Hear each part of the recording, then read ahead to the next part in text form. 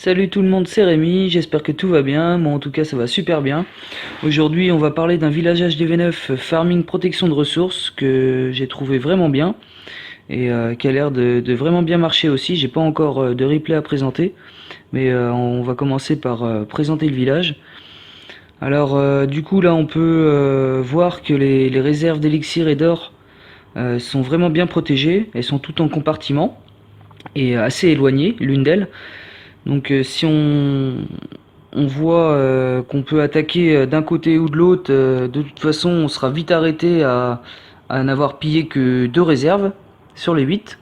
Donc bon, c'est pour ça que j'ai trouvé ce village intéressant quand même. Si on attaque avec des géants, les géants feront le tour, parce qu'il y a dans le cercle autour du carré central, il n'y a pas de défense, comme vous pouvez le voir. Il y a le roi, la reine et 2 extracteurs, avec les réserves bien sûr.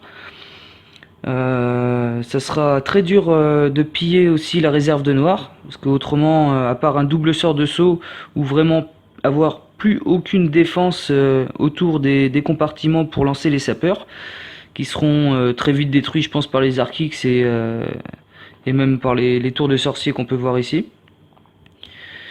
Donc j'ai trouvé ce village vraiment bien.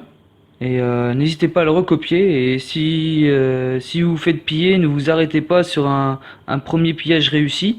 Parce que les villages invincibles, ça n'existe pas.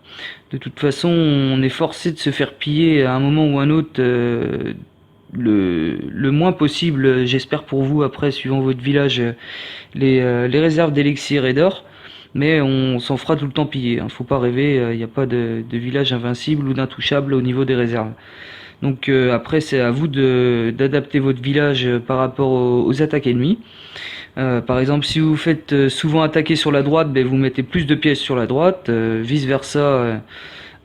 Si vous vous faites attaquer par des troupes air plus que par des troupes au sol, vous pouvez par exemple sur ce village changer les 2 héros au nord par les 2 AA, mettre les Archix air-sol et les 2 extracteurs d'élixir noir au sud, les remplacer aussi par les anti-aériens.